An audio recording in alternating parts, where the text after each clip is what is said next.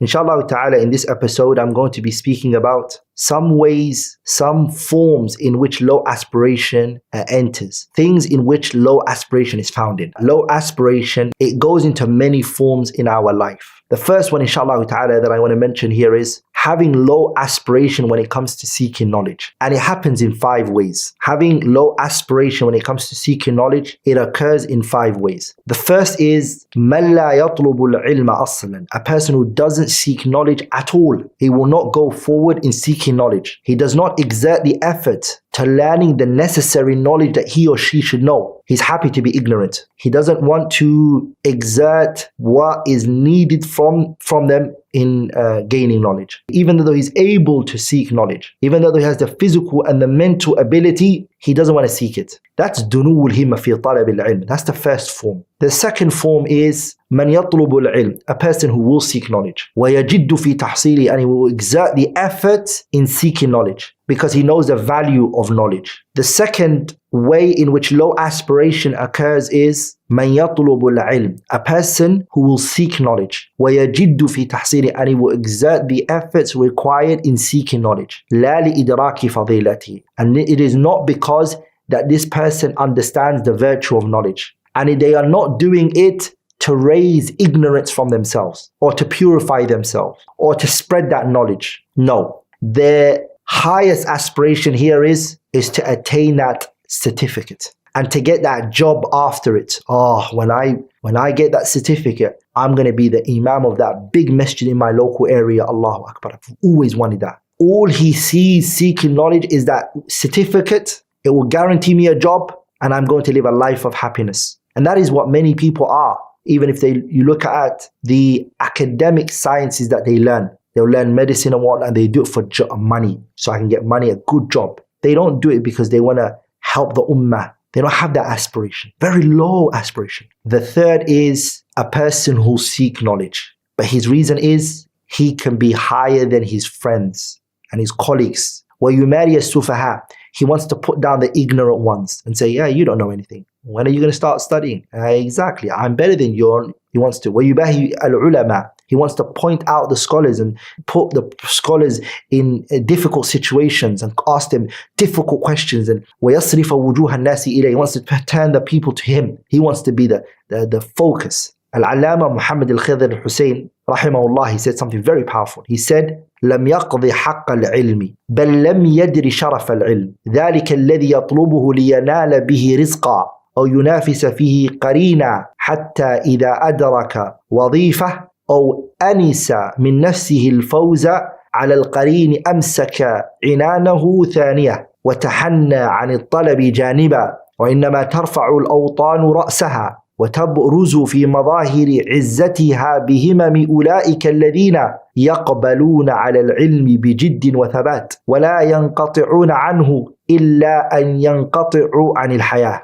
He says rahimahullah, they have not given knowledge. He says لم يقضي حق العلم. They have not fulfilled the rights of knowledge and they haven't understood the honor of knowledge. Which people? The one who is seeking knowledge for rizq. What am I going to eat? What am I going to drink? Or he's learning it so he can compete with others and belittle the people and put the scholars in a situation and show the people that he knows better than the scholars. Those people haven't understood the honor of knowledge. The fourth way in which low aspiration in knowledge occurs is بعض المنتسبين للعلم. A group of people who attribute themselves to knowledge. فَمَا إِنْ يَشْدُوا فِي الْعِلْمِ. As soon as they become, grounded maybe in some sciences, or they might learn some issues related to the religion, or they might gain some knowledge here or there. وَيَكْتَسِبَ قَلِيلًا مِنْهُ إِلَّا وَيَتَطَاوَلُ عَلَى مَقَامِ الرَّاسِخِينَ فِي الْعِلْمِ. He opens his tongue straight away to the people of knowledge. He understood a mas'ala here or there,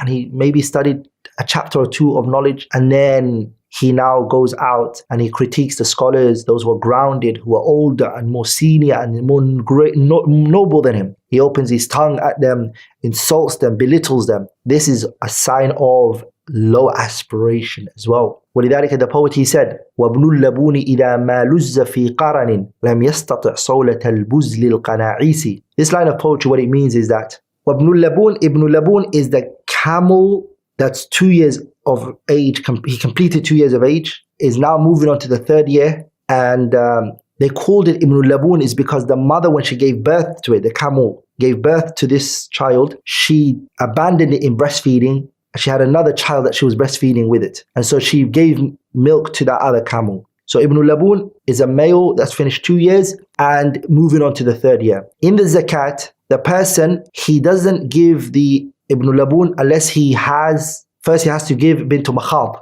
The bint makhad goes first. If you don't have it, then okay, Ibn Laboon is accepted from you. He's saying, the poet here is saying, وَابْنُ اللَّبُونِ إِذَا مَا لُزَّ فِي قَرَنٍ لَمْ يَسْتَطِعْ صَوْلَةَ الْبُزْلِ الْقَنَاعِيسِ. The camel that's 3 years, and he's 2 years and now going to the 3rd year, can it really come into a challenge and fight with Buzl al-Qana'is, al-Bazil al-Qa'is? It can't. The Buzl al-Qana'is is the camel that's 8 years. And again, that's Qana'is meaning Shadid, which is Qawi. Can it really go at it? No. So the poet here, which is Jarir, he's saying that I am here, the Buzl al-Qana'is, and the other people are Wabnul Laboon. So today, a lot of students are just Wabnul Laboon. They are Wabnul Laboon compared to the scholars who are the poet, his statement here, which is the Buzl al-Qana'is. Scholar is senior than you, more knowledgeable, they're more grounded than you. And also another poet, he said, إِذَا تَلَاقَ الْفُيُولُ وَازْدَحَمَتْ فَكَيْفَ حَالُ الْبَعُوضِ فِي الْوَسَطِ. And what would a fly and a mosquito be in a situation where big animals are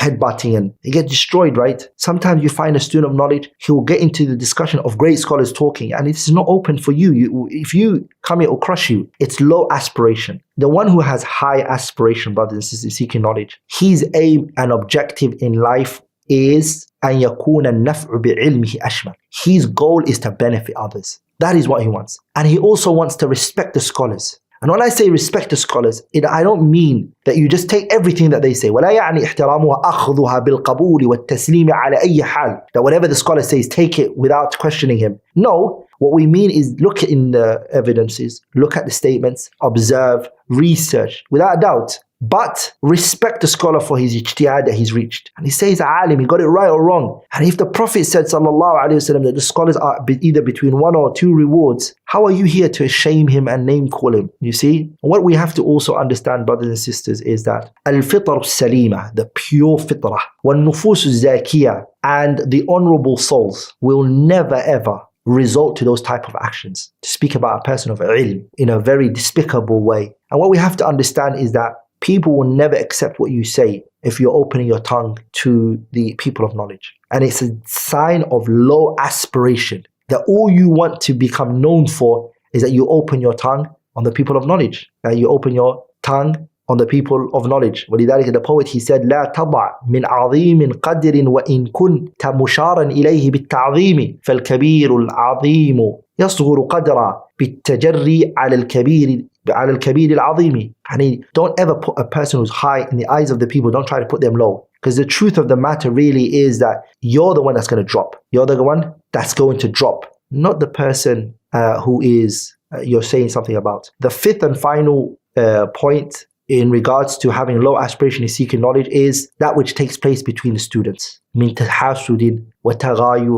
وتنافس غير شريف. The enmity and the grudges and the feelings that happen between students of knowledge. Knowledge really is meant to be the thing that brings about light, brings about harmony, brings about good. It's not what brings about hate and grudge and enmity. The poet said, العلم للرجل اللبيب زيادة ونقيصة للأحمق الطياش مثل النهار يزيد أبصار الورى نورا ويعشي أعين الخفاش. The poet said, العلم, knowledge, للرجل اللبيب. Knowledge is to the one who is smart, a good thing. The smart person, knowledge brings good for them. It pushes them to that which is good. It benefits them. Like in the ahmaq, the dim-witted one, a tayyash that jumps on everything, knowledge is actually destruction for him. When knowledge comes to him, he becomes arrogant and he starts to insult everybody. And وَمَا إِلَى ذَلِكَ. Inshallah ta'ala, I'm going to stop there for this episode. Anything which I have said that was wrong or incorrect is from me and shaitan, and Allah and His Messenger are both free from it. Subhanaka Allahumma bihamdi ashhadu an la ilaha illallah astaghfiruka wa atubu ilayk.